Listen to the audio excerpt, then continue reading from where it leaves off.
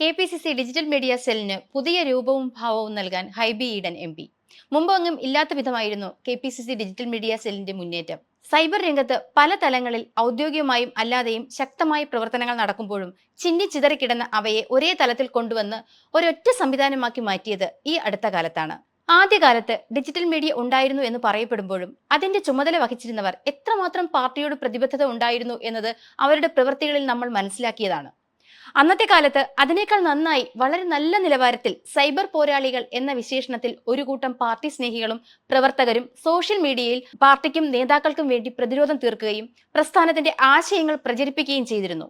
എന്നാൽ വി.ടി. ബൽറാമിന്റെ നേതൃത്വത്തിൽ ഔദ്യോഗികമായി തന്നെ കെ.പി.സി.സിയുടെ ഡിജിറ്റൽ മീഡിയ സെൽ വികസിപ്പിച്ചു.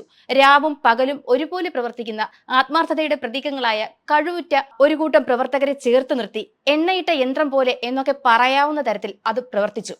അതിന്റെ തെളിവായിരുന്നു ഇവിടെ നടന്ന പല ഉപതെരഞ്ഞെടുപ്പുകളുടെയും പ്രവർത്തനങ്ങൾ നമുക്ക് കാണാം. അതുപോലെ തന്നെ കേരളത്തിലെ മുഴുവൻ പഞ്ചായത്തുകളിലും ബൂത്ത് തലത്തിൽ സോഷ്യൽ മീഡിയ പ്രവർത്തനങ്ങൾ ശക്തമാണ്. സ്വന്തം ഉത്തരവാദിത്വം പോലെ ഏറ്റെടുത്താണ് ഓരോ അംഗവും പ്രവർത്തിക്കുന്നത്. അല്ലാതെ കോൺഗ്രസ് പാർട്ടി ആർക്കും കാശ് കൊടുത്ത് ഇങ്ങനെ ഒരു സംവിധാനം ഇവിടെ പ്രവർത്തിപ്പിക്കുന്നതല്ല. ബീഹാർ തെരഞ്ഞെടുപ്പ് സമയത്തെ ഒരു പോസ്റ്റ് വിവാദമായതും അത് വി.ടിയുടെ അറിവോടെ അല്ല എന്ന് അദ്ദേഹം പറഞ്ഞപ്പോഴും തുടർന്ന് നേതൃസ്ഥാനത്ത് നിന്നും മാറുന്നു എന്ന് കാണിച്ച് കത്ത് നൽകിയപ്പോഴും ഒക്കെ കെ.പി.സി.സിയുടെ ഡിജിറ്റൽ മീഡിയ സെൽ ഇവിടെ പ്രവർത്തിച്ചുകൊണ്ടേയിരുന്നു എന്നുള്ളതാണ്. അതാണ് നേരത്തെ ഞാൻ പറഞ്ഞത്, അതിനുള്ളിൽ ഒരാളിന്റെ മാത്രം സംഭാവന ആയിരുന്നില്ല, മറിച്ച് കഴിവുറ്റ പലരുടെയും അവരവരുടെ ജീവിത പ്രശ്നങ്ങളും ജോലിയും ഒക്കെ മാറ്റിവെച്ച് അവരുടെ ജീവിതത്തിൽ നിന്നും കവർന്നെടുക്കുന്ന കുറെ സമയം, അതായിരുന്നു ഓരോ പ്രവർത്തകരുടെയും നിലപാട്. എന്നാൽ അതിനെ ഒത്തൊരുമിപ്പിച്ചുകൊണ്ട് പോവുക എന്നതും നിയന്ത്രിക്കുക എന്നതും വളരെ വലുത് തന്നെയാണ്.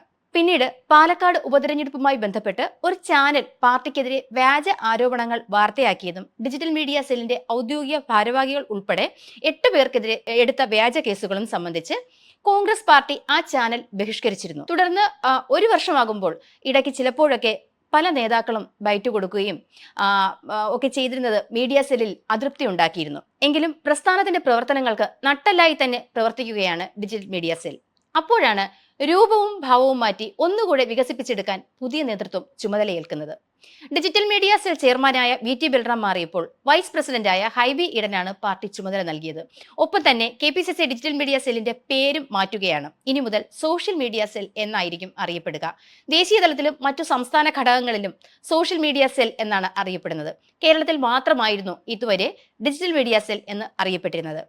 കഴിഞ്ഞ കെ.പി.സി.സി യോഗത്തിൽ പങ്കെടുക്കാൻ എത്തിയപ്പോഴാണ് ഹൈബി ഈഡനോട് പുതിയ ചുമതല സംബന്ധിച്ച കാര്യം ദീപാദാസ് മുൻഷി അറിയിക്കുന്നത്. കൂടുതൽ പ്രൊഫഷണലുകളെ വേണ്ട വിധത്തിൽ വിനിയോഗിക്കുമെന്നും ഇതുമായി ബന്ധപ്പെട്ടവർ അറിയിക്കുന്നു. തിരഞ്ഞെടുപ്പ് അടുത്തിരിക്കെ ദേശീയ നേതൃത്വത്തിന്റെ നേരിട്ടുള്ള നിരീക്ഷണത്തിലായിരിക്കും ഡിജിറ്റൽ മീഡിയ സെൽ പ്രവർത്തിക്കുക. ഈ ഡിജിറ്റൽ കാലത്ത് സൈബർ പ്രവർത്തനങ്ങളുടെ പ്രാധാന്യം കണക്കിലെടുത്താണ് സോഷ്യൽ മീഡിയ സെല്ലിന് കൂടുതൽ പ്രാധാന്യം നൽകാൻ പാർട്ടി തീരുമാനിക്കുന്നത്. സമൂഹ മാധ്യമ പ്രവർത്തനങ്ങളുടെ മേൽനോട്ടത്തിന് മുതിർന്ന നേതാക്കളുടെ മോണിറ്ററിംഗ് ടീം ഉണ്ടായിരിക്കുമെന്നാണ് വിവരം. കർശനമായ മാർഗനിർദ്ദേശങ്ങളും നിയന്ത്രണ സംവിധാനങ്ങളും കൊണ്ടുവരിക തന്നെ ചെയ്യും.